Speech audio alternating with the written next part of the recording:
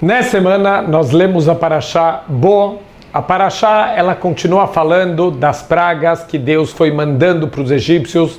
Na semana passada a gente leu as 7 primeiras pragas. Nessa Parashá a gente vai ler as últimas 3 pragas: a praga dos gafanhotos, a praga da escuridão e finalmente a praga da morte dos primogênitos. Finalmente Deus ele quebra toda a resistência do faraó e dos egípcios e finalmente o povo judeu ele é libertado para sair, para ir para o deserto, para se encaminhar para o recebimento da Torá e finalmente ir para a terra de Israel. É interessante que na saída do povo judeu está escrito que eles saíram Be'etzem hayom hazeh, eles saíram no meio do dia. O que quer dizer essa expressão Be'etzem hayom hazeh? Por que a Torá ela precisa escrever essa expressão? E o Rashi chama a atenção de mais um detalhe. Essa expressão aparece 3 vezes na Torá.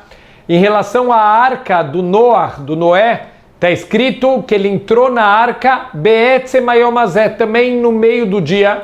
Aqui na saída do Egito, que eles saíram Be'etzem hayom hazeh, e também no falecimento de Moshe Rabbeinu, quando ele vai subir na montanha, que ele está se despedindo do povo, então fala que ele subiu Be'etzem hayom hazeh. Qual é a conexão desses 3 eventos, a arca do Noé, a saída do Egito e o falecimento de Moshe Rabbeinu no final da Torá? Que nesses 3 eventos está sendo utilizada essa expressão Be'etzem hayom hazeh. Então o Rashi explica para a gente que essa expressão simboliza que foram 3 situações que tentaram impedir a vontade de Deus, mas a vontade de Deus se cumpriu exatamente como tinha sido decretado.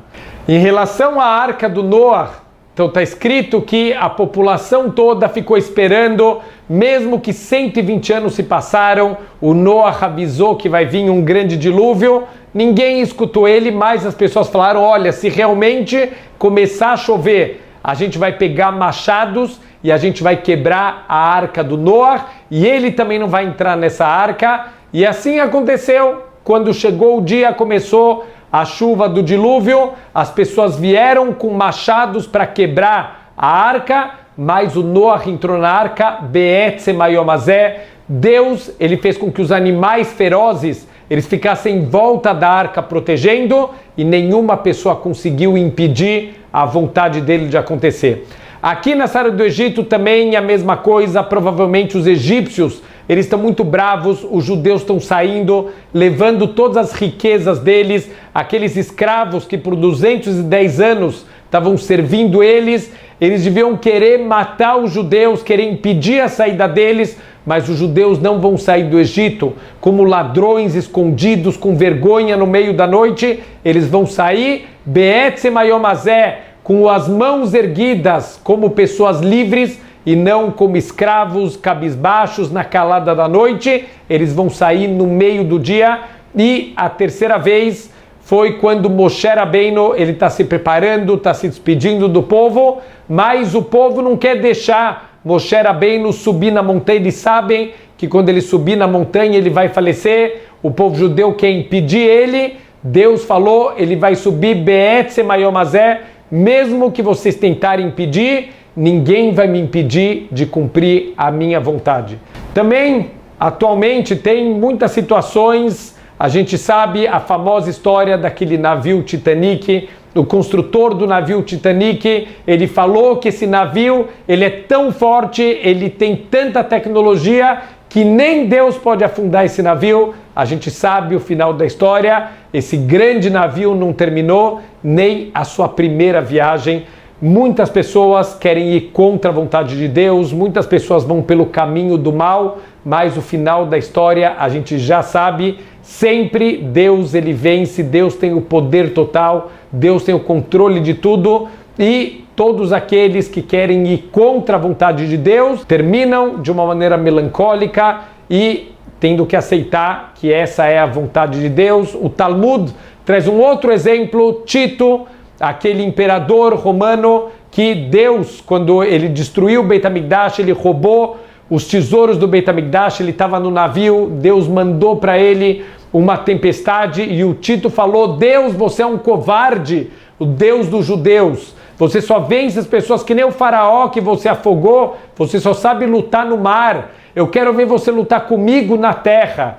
Deus respondeu para ele, seu perverso, filho de um perverso, não só eu não vou lutar com você na terra, eu vou mandar a menor das minhas criaturas. Então o Talmud fala para a gente, quando ele chegou na terra, o Tito, Deus mandou um pequeno inseto que entrou pela narina do Tito, se alojou no cérebro dele e por 7 anos ficou bicando o cérebro dele até que ele acabou falecendo. Então o Tito que ele achou que ele pode lutar contra Deus, Deus mostrou para ele nem um pequeno inseto. A gente está numa geração, a gente está sentindo a força de Deus. Um vírus que é tamanho microscópico, ele parou o mundo. A gente vê a força de Deus quando ele quer parar o mundo, fechar os aeroportos, fechar os países. E mesmo agora tem vacinação, mas já estão falando de uma mutação e que talvez essa vacina não consegue lidar com essa mutação. A gente vê quando Deus ele quer fazer alguma coisa, ninguém consegue impedir.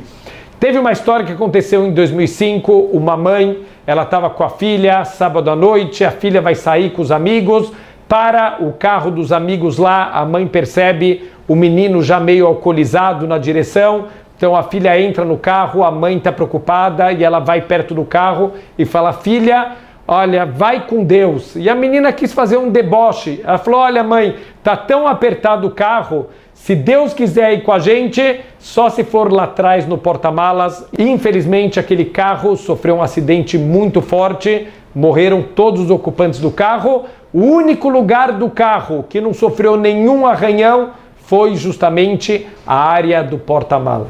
Quando as pessoas querem debochar, quando as pessoas querem tirar a força de Deus, Deus ele mostra que ele tem o poder, Be'etzem Hayom Hazeh, diante de todo mundo, a vontade de Deus sempre vai se cumprir. Shabbat Shalom.